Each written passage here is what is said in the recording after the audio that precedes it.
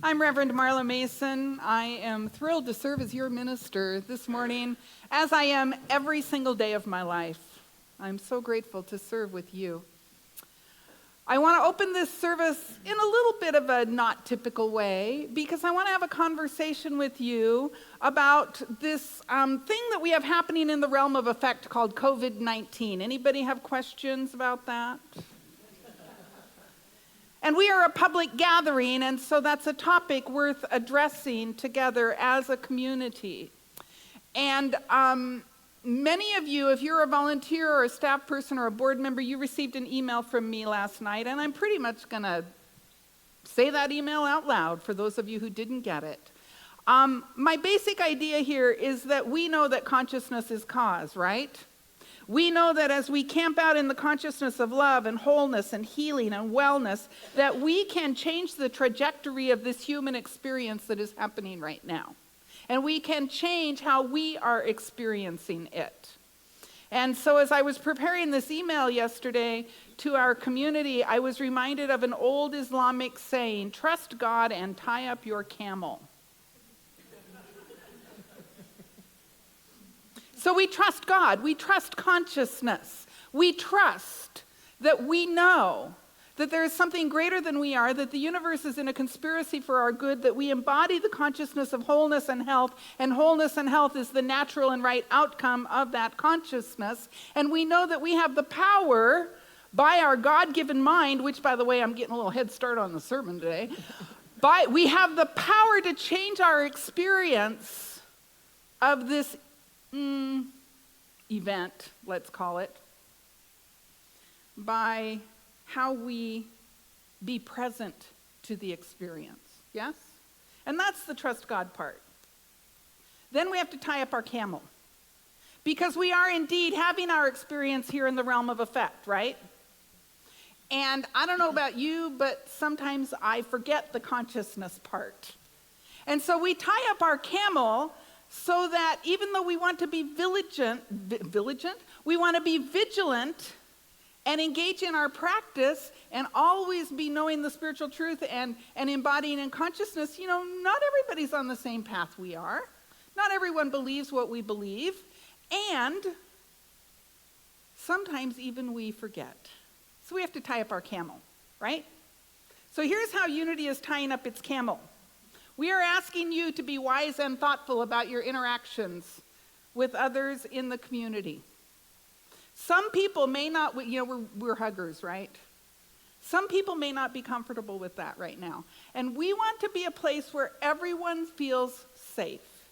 Because it's times like these that we most need our spiritual community, right? Right? So we want to be a place where everyone feels safe. So please, be wise, be thoughtful about how you're interacting with others. If you see somebody standing there like that, they probably don't want to hug you right now. So please respect that boundary. I never thought I would be saying this from the pulpit, but please wash your hands.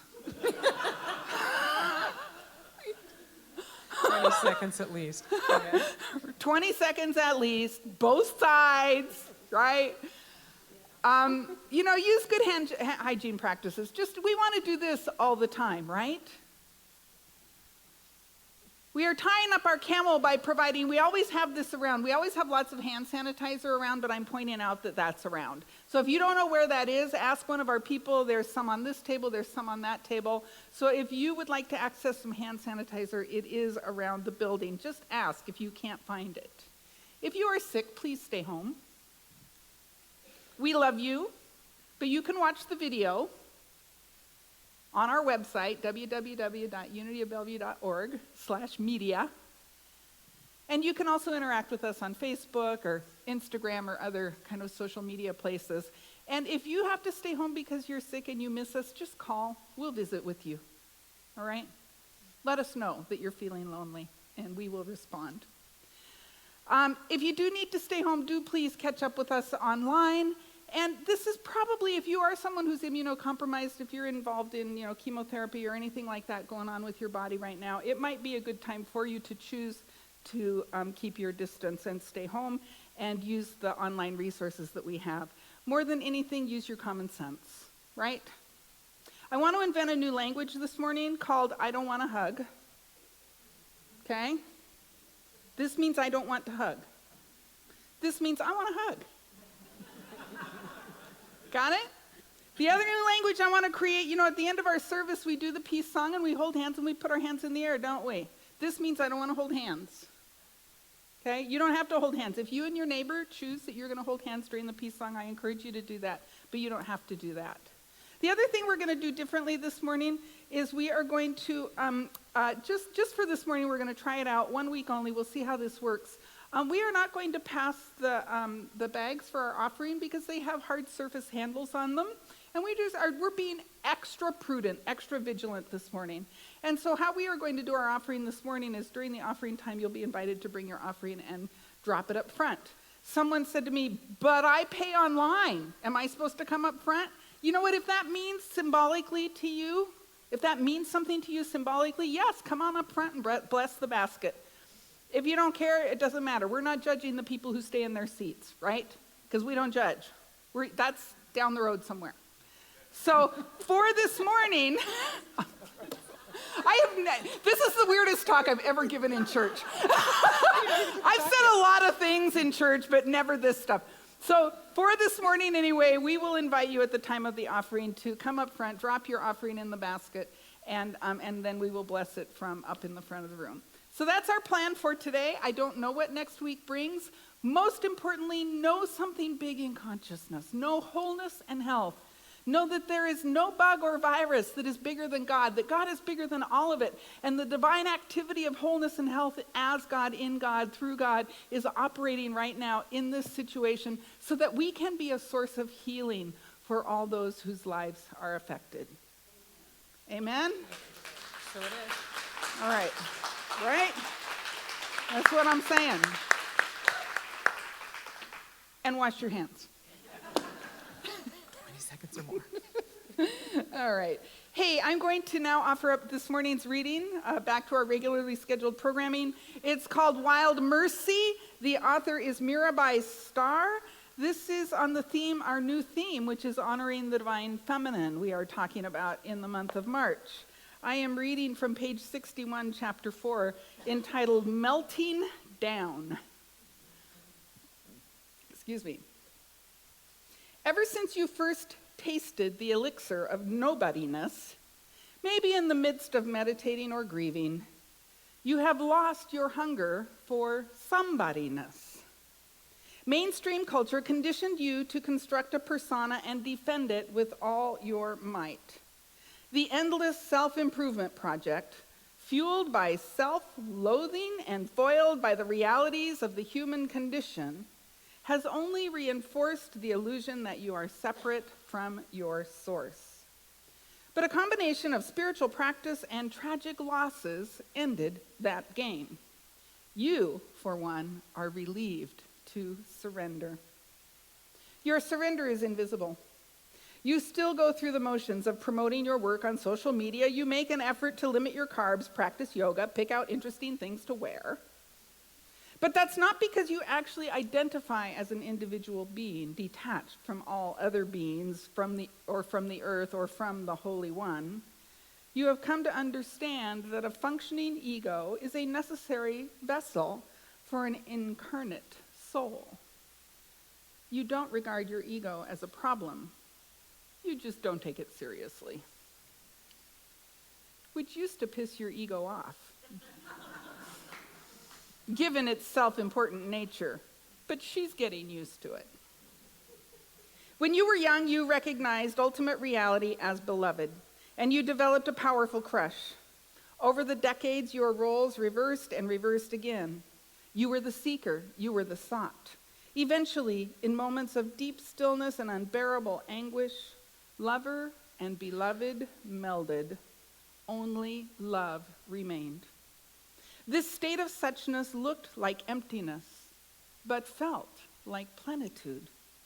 You came to understand that not only have you been connected to your beloved all along, but you are that which you have been seeking. You had expected God to be the prize you would collect after all the hard work of seeking God.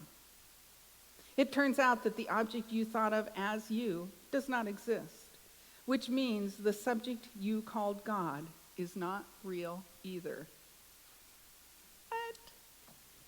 You would have anticipated such an insight to be devastating, but it isn't. It's amusing. Chuckling at the cosmic joke, you get on with business. There are temples to build, curricula to develop, sonatas to compose, startups to start up. You did not buy your equanimity cheaply.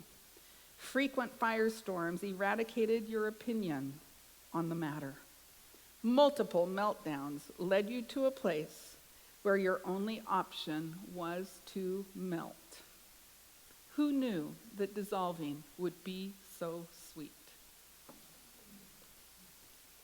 Get this one. I'm going to read through today's affirmation once, and then I'll invite you to join me. I am a being of love and light, divine feminine energy flowing through me, radiating love. I recognize and honor every expression of spirit, and I lovingly embrace everyone and everything. And so it is. Please stand and join me with conviction. I am a being of love and light, divine feminine energy flowing through me, radiating love. I recognize and honor every expression of spirit, and I lovingly embrace everyone and everything. And so it is. In this moment, I'm feeling pretty free. How about you? And so what I want to ask you to do right now is just close your eyes for a moment and turn within. And begin to imagine God. What does God look like? Begin to create a picture in your mind. Imagine God. And as you create this picture in your mind, what do you see? And you use the power of your imagination to imagine God, the holy, the infinite one, the living one. And when you have a picture in your mind, gently open your eyes. What did you see? Somebody holler it out. What did you see? Light. What? Oh, somebody said me. That's cool. And how true. What else? Light, me, ethers. What else? Sunrise. Sun shining through the clouds. Flowers. Flowers, did you say? Energy. What else? Angels. Beautiful. Anything else? Nature, a galaxy. Beautiful. How do we see God? It's really important that we have this internal conversation, and we're going to have the external conversation right now, and I invite you to take the internal conversation away with you this week and really consider, what do I believe about God?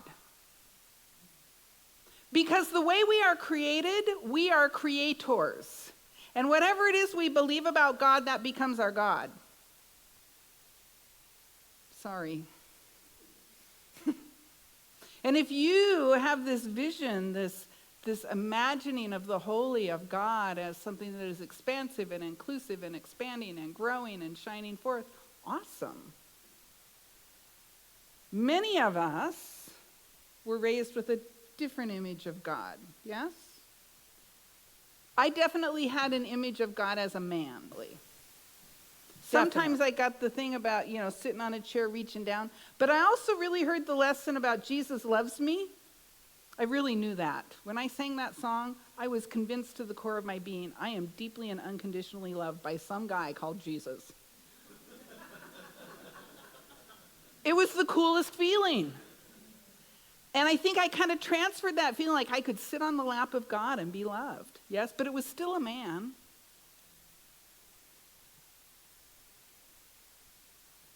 And certainly culturally, what is God? It's male, yes? What is the language we use for God? Father, he. Yes? I mean, that's male imagery, right? And let me be quick to say that there is nothing wrong with that. It's just one-sided. Yes? And anytime something is one-sided, it is out of balance.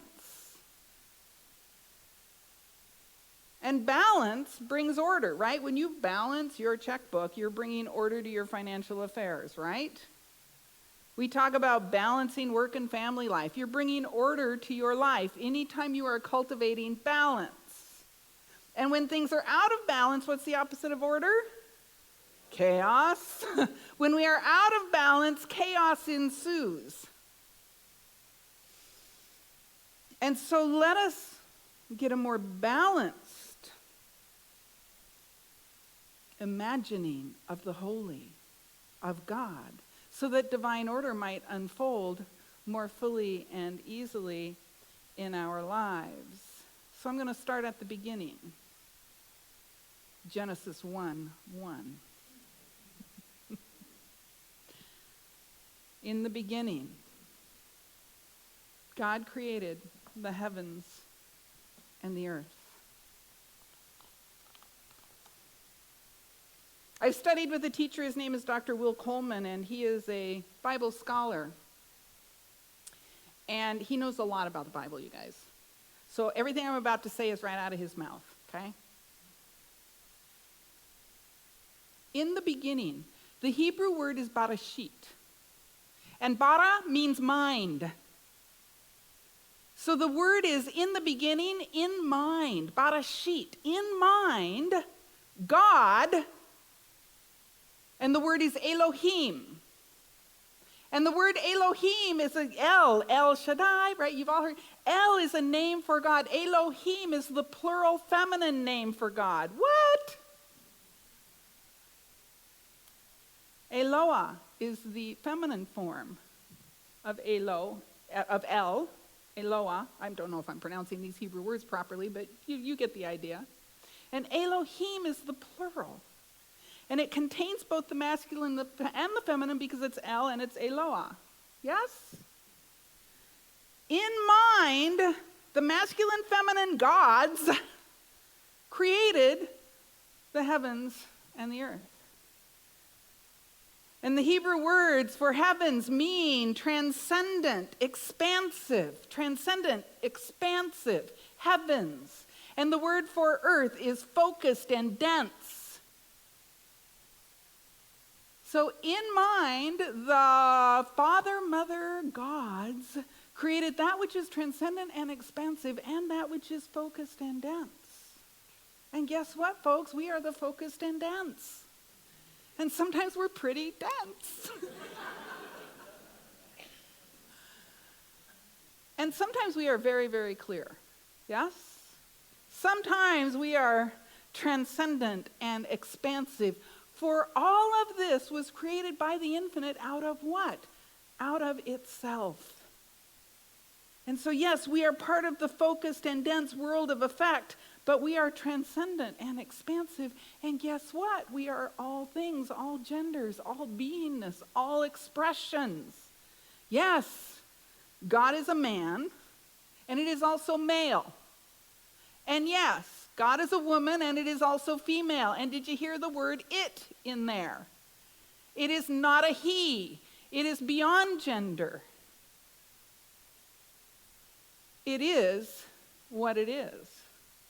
I am what I am. I have been what I have been. I will be what I will be. I am what I am. And so the true nature of God is beyond gender, and that true nature of God is what created us. I'm skipping forward. We got the light coming, and the water coming, and the fish coming, and the animals coming, and finally in verse 26 it gets to us. Verse 26, then the Elohim, the male, female, mother, father gods said, let us make man in our own image. Now, this is a translation, right? It's actually what it's translated from, and even what it meant when it was translated, man was inclusive of all humanity. right? So this mother, father, Elohim, transcendent thing, focused, intense thing, created all of humanity in our own image, after our likeness. We are created in the image and likeness of the Elohim, the Father, Mother, infinite somethingness that is the source of all things. And it goes on to say, male and female, he created them. And do you hear how there's two ways you can hear that? Male, he created them, over here male. Female, he created them, over here female. Or, male and female, he created them. Like, I am both. And yes, my gender expression is female. Okay. But have anybody ever noticed I might have some qualities that we think of as masculine? Have you noticed that, like, maybe I'm assertiveness? You know. And these are just qualities that we think of as masculine, you see, because masculine and feminine are not about male or female. Masculine and feminine are about qualities that express. And in general, well, actually, I'm going to get there in a minute. Never mind.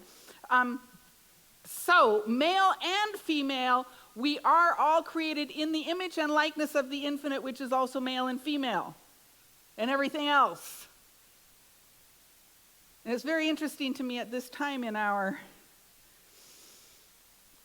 evolution, we are really beginning to get in touch with new ideas of what it means, what gender is really beginning to unfold in new and different ways for us in our culture right now. So we're right on time, yes?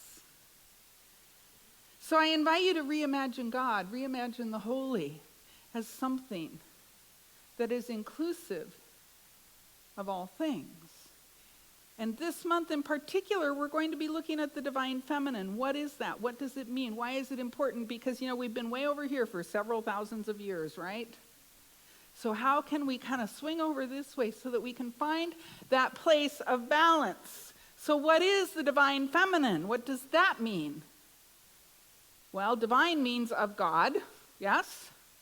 And feminine means woman. In fact, it's related, it's rooted in the word filial, which actually means male and female. If something is filial, it's about sons and daughters. You've talked about filial love. That's sons and daughters.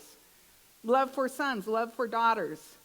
So the word feminine is rooted in the word filial, also related to fetus, also related to fecund, which means, you know, generative. Do you see, all of these words are related,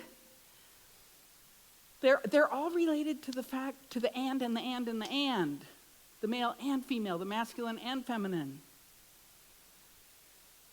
And in its current meaning, the word feminine means of women or of woman. And so the divine feminine of God, of woman, the divine aspects of woman, the feminine aspects of God. That of God which carries woman energy or feminine energy. It's not woman. It's the energy, the characteristics of feminine. So it's characteristics like creativity, generativity. Yes? You with me? Warrior spirit. Right? I mean, have you ever seen a woman really, like, she's standing up for her stuff, right? In a way that has a generativity and a creativity to it. The divine feminine is about justice. It's about balance. People who are really engaging with those qualities are fostering empathy. They're fostering collaboration, patience, nurturing. They tend to be inclusive. Some of the masculine traits that we might think of to kind of contrast, because that's always useful to us to contrast here in the realm of effect. Strength, courage, independence. I'll do it my way. That might be one of my masculine qualities. We're going to do it my way. Assertiveness. And let me be clear again, none of those things are wrong. They just have to be in balance with the feminine qualities of nurturing and kindness and empathy and patience And when those two things are in balance, we have order in the world. One of the teachers I read this week said this: the modern Western Dang.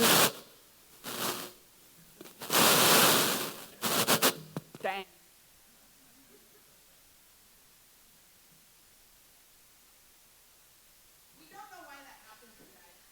It just starts to happen sometimes and we can't figure it out. All right, the modern Western perspective of God ignores the Hebraic concept of balance, which is an integral part of the ancient Hebrews' perspective of who God is. Do you see, we've forgotten, we got off track, and we've forgotten that our God is a God of balance. Balance is a God quality, isn't it? And our roots knew this, and we've forgotten. Now, why is this important? Is there any chaos in the world? Do you think a little balance? I kind of feel like we're really way out of balance. Anybody else? You think a little balance might be helpful? Do you think a little nurturing consciousness, a little empathy, maybe a little collaboration? Some of these qualities that we think of as feminine, might be really useful in the world right now. And let me say this, the creative process, you know what that is? You don't get a baby without a man and a woman. Got that?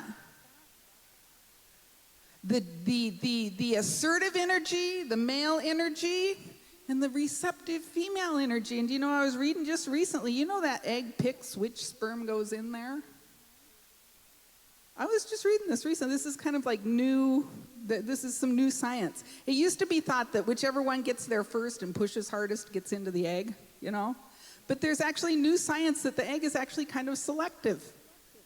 That all these little sperms are trying to get into the egg, and the egg is like, nah, not you. Nah. You, okay. In you come, and then we get a baby, right? And the receptivity is what is generative, right? The sperm by itself got nothing. It's not generative without the receptivity. And the feminine energy is that energy of receptivity. And that is the source of all. Yes? And so, here we are.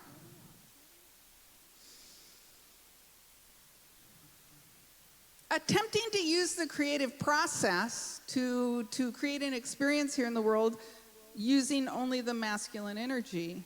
And if there's no receptivity, how does life happen? It doesn't happen, does it? And so we bring ourselves more into balance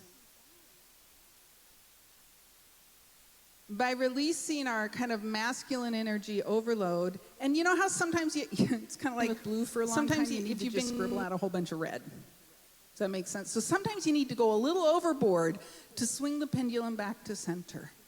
And so it seems really appropriate to me right now that we spend this time this month looking at what does it mean to honor the divine feminine? And to really live from that place to how do we be more inclusive? How do we be more receptive? How do we be more generative? And that we're in the question. And we're allowing. Do you see? We're allowing, not asserting, we're allowing. And asserting comes later, right? So it's not that we don't assert, it's not that we don't drive for results, it's not that we don't do all of those things. It's that we be in an allowing pose. We begin to feel empathy for the people around us. We practice nurturing. We open our hearts to the healing energy, the mother energy. Yes? And, you know, I'm just going to, quick story, because I just want to reinforce the idea. No, actually, you know what, never mind, I'm not going there. Sorry. Already said that, don't need to go there. But if you want to hear the story later, I'll tell you, because it's kind of funny. All right, so we want to honor the divine feminine. Especially now, we want to lean into these things that we've kind of left behind but have the potential for healing for us, for generating something different. We want to embrace one of the words, the biblical, well, actually it's not the Greek word is Sophia. It's the word that is translated as wisdom often in the Bible. The Sophia energy is the wisdom energy. Now, Sophia is not a person. We like to think of it as a person because Sophia is a proper name, right? But the Sophia energy is the energy of wisdom. It is the personification of wisdom. And it is a feminine quality in the Bible. The word that was translated as Sophia is a feminine quality. Can we begin to open our hearts to wisdom? Can we be about generating wisdom? Can we be about opening our hearts to the aspects of God that support us in expanding and growing in ways that are collaborative and generative and loving and kind and peaceful and patience-filled? Now, I don't know about you, but I got some work to do in all these areas. Anybody else? Whether you are male or female, you may have work to do in these areas. And certainly as a culture and here in the realm of effect, we have work to do in these areas. But the cool thing about Barashit, in mind, in consciousness, in beginning, mind is the gift that God gave us that allows us to create something.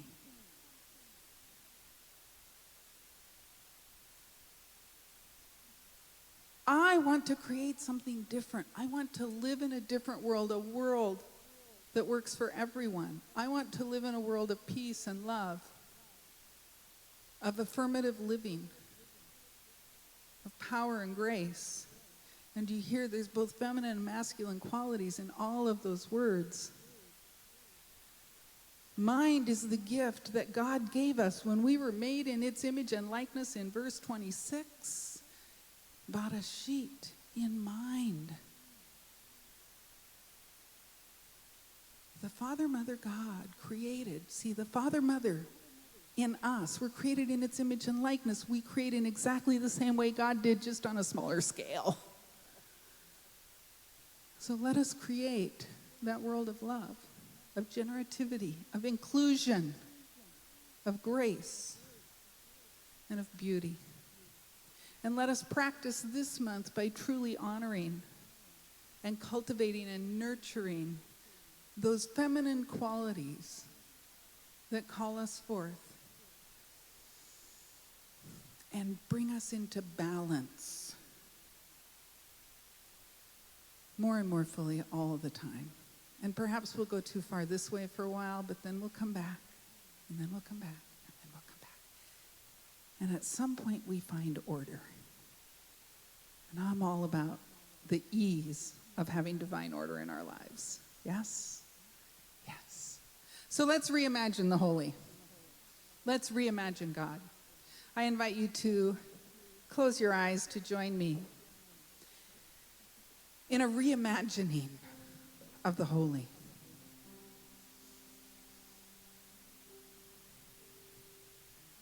And I invite you to begin by envisioning a tiny baby,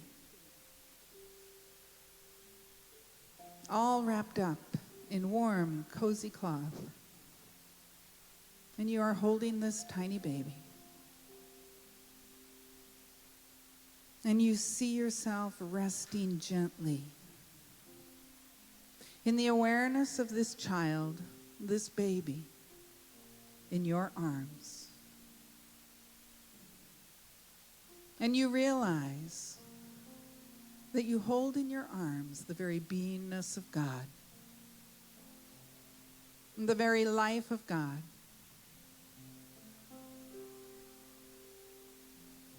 And you hold a little tighter, a little more protectively, for you know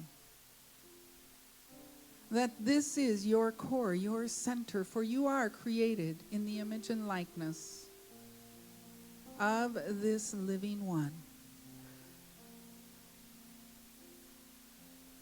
And as you look down at this baby in your arms, it suddenly occurs to you to wonder, is this a boy baby or a girl baby?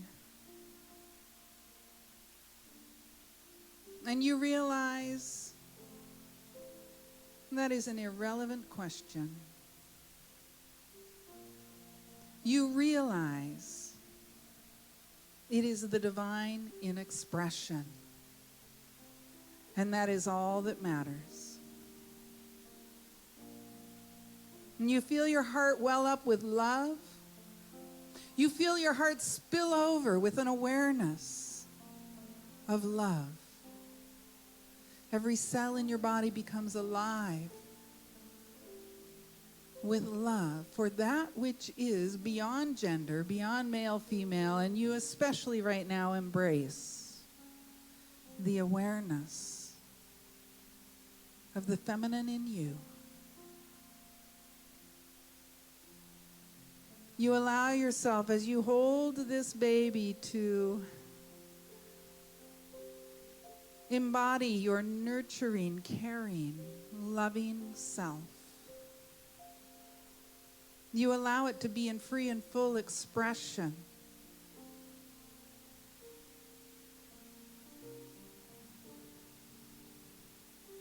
And you recognize in you the healing energy of love. The love that heals all things. The love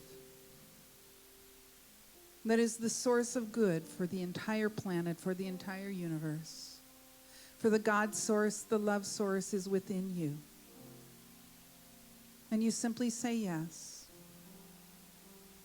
to the divine expression of these nurturing, healing energies. As you lift the babe to your breast, and it simply disappears into you.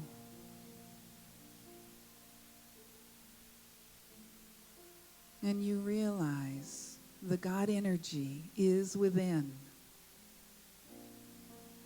And I am a willing and receptive participant in that life.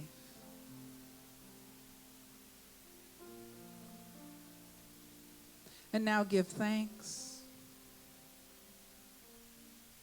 And give thanks for this opening to God. Give thanks for this ever-expanding awareness of all that God is. And give thanks for your awakening divine feminine within. I close this message with a grateful heart and call it good. And so it is. Amen.